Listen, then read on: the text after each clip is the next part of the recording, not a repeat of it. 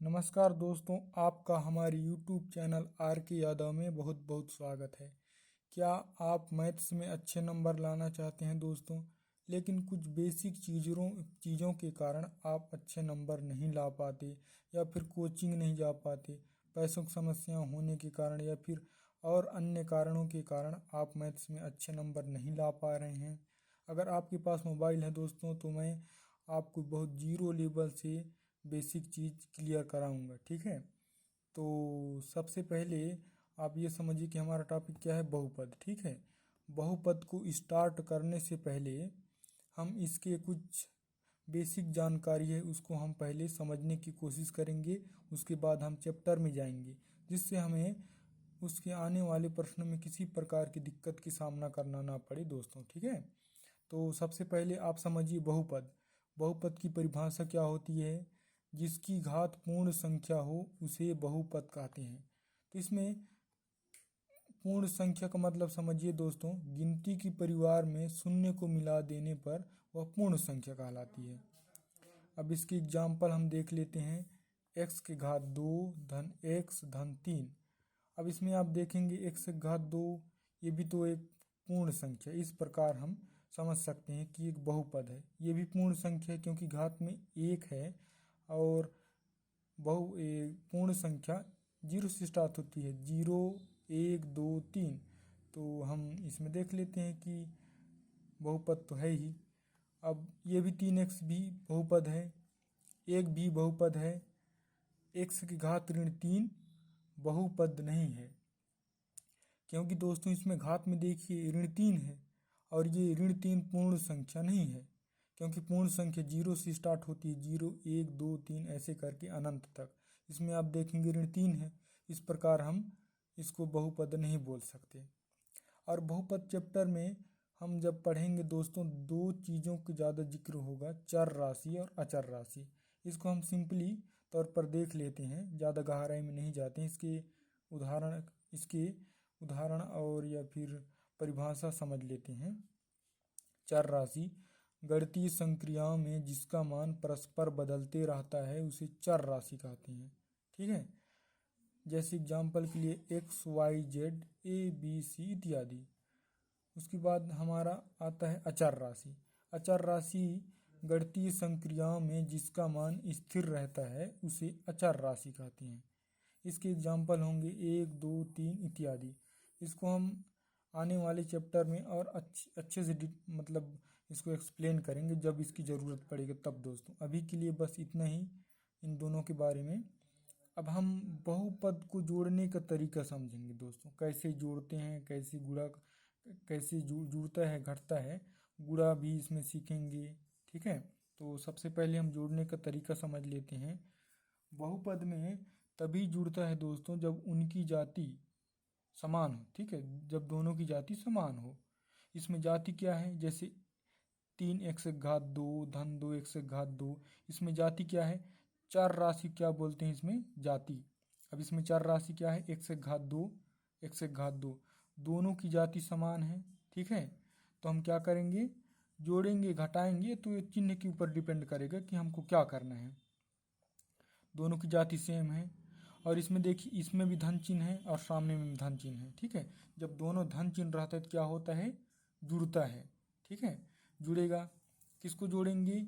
इसके गुणांक को। ठीक है, x के घात कितना है? x के घात 2 है। ठीक है, इसका गुणांक कितना है? 2 और इसका गुणांक कितना है? 3। तो गुणांक और गुणांक क्या होगा? जुड़ेगा। 3 और 2 कितना हुआ? 5। उसके बाद क्या लिख दिए? जाति। उसी प्रकार हम अगले एग्जाम्पल में आएंगे। ऋण 5 y की घात 3 धन y की घात 2। इसमें सबसे पहले तो आप ये देखिए दोस्तों, क्या दोनों की जाति समान है? नहीं है। ठीक है, ये तो स्पष्ट पता चल रहा है कि दोनों की जाति एक समान नहीं है। इस प्रकार ये तो घटेगा ना जुड़ेगा। ठीक है, तो इसको छोड़ देते हैं। हम अगला एग्जाम्पल लेते हैं। ऋण 3 a की घात 2 ऋण 4 a की घात 2। इसमें घटेगा जुड़ेगा? आप ही बताइए। देखिए इसमें सबसे पहले तो जाति देखते हैं, दोनों की जाति समान है क्या? ठीक है। अब ये घटेगा जुड़ेगा, ये तो उसके चिन्ह के ऊपर डिपेंड करेगा। ठीक है, इसमें हम देखेंगे इसमें माइनस है, इस पर भी माइनस, यानी कि दोनों ऋण चिन्ह में है।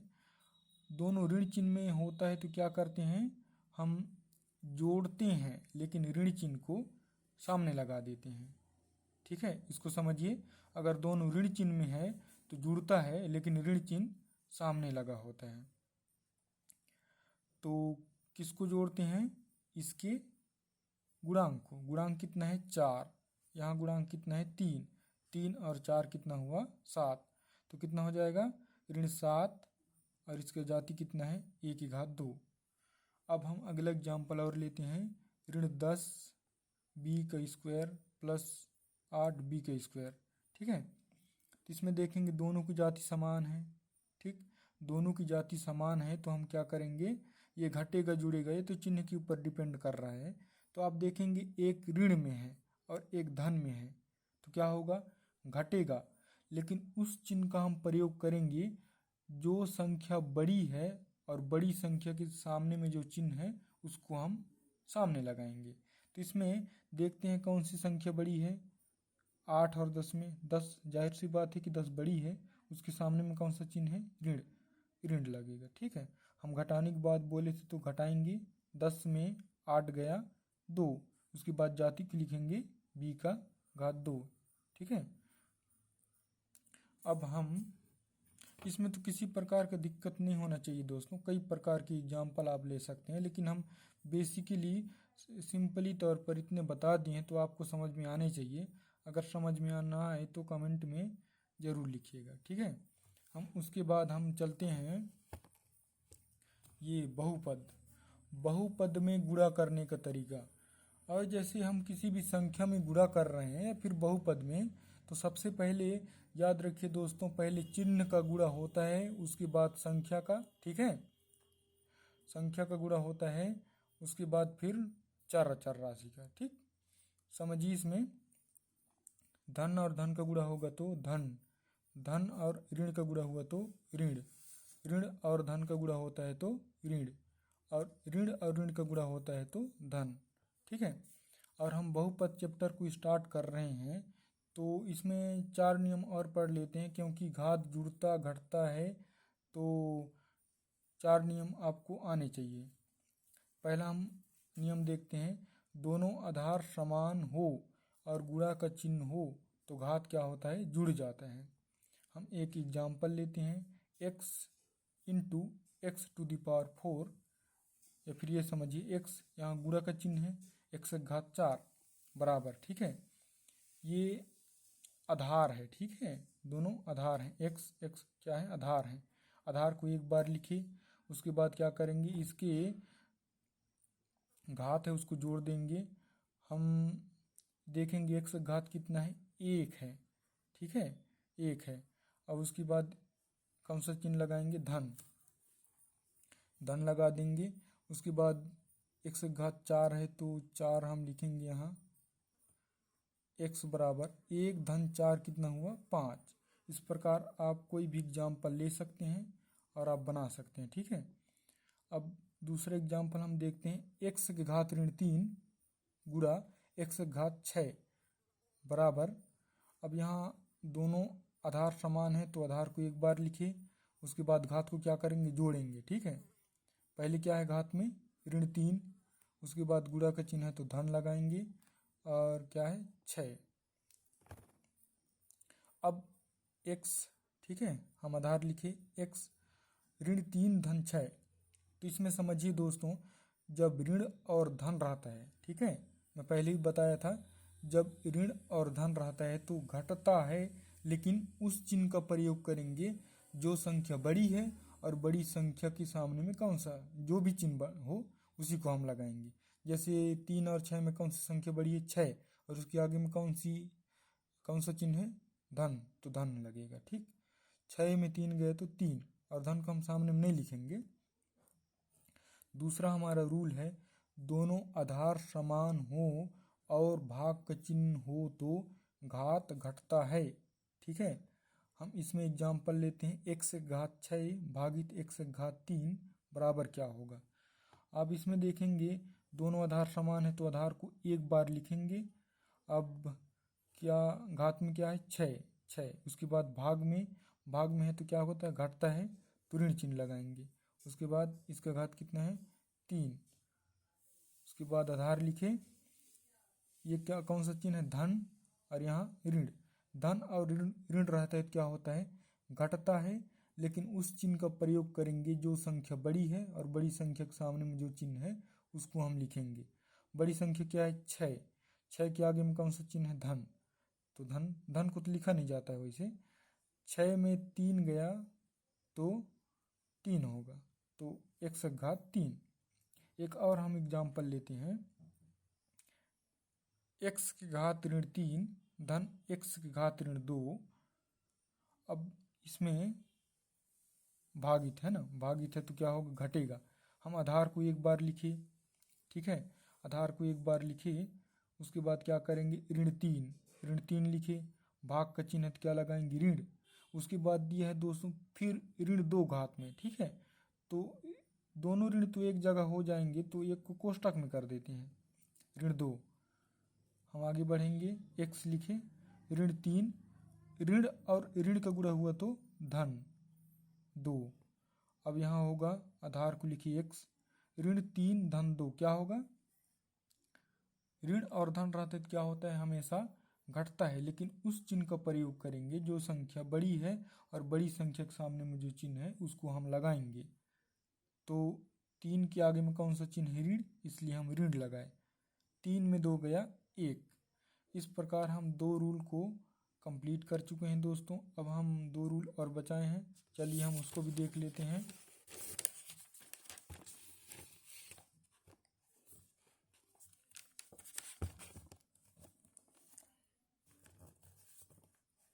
जब घात ऋण चिन्ह में हो और ज़रूरत पड़ने पर उसको हम धन चिन्ह में लाते हैं तो वो बटे के रूप में हो जाता है, ठीक है।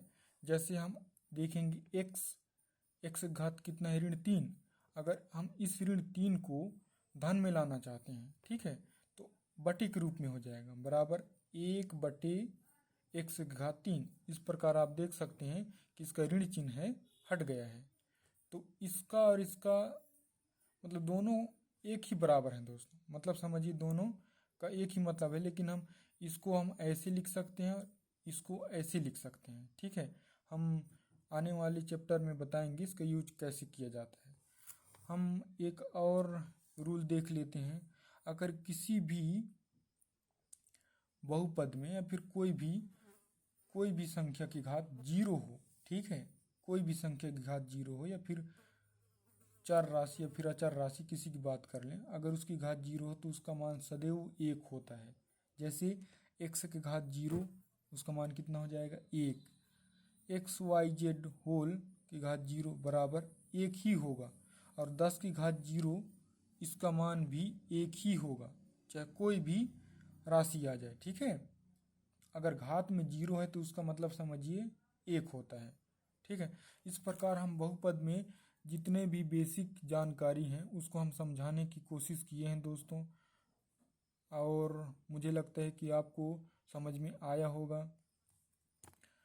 तो हमारे इस वीडियो को लाइक करें दोस्तों अगर आपको अच्छा लगा हो तो, और हमारे इस चैनल को सब्सक्राइब कीजिए ताकि हम जब भी कोई वीडियो अपलोड करें तो आपको सबसे पहले जानकारी मिल जाएगी।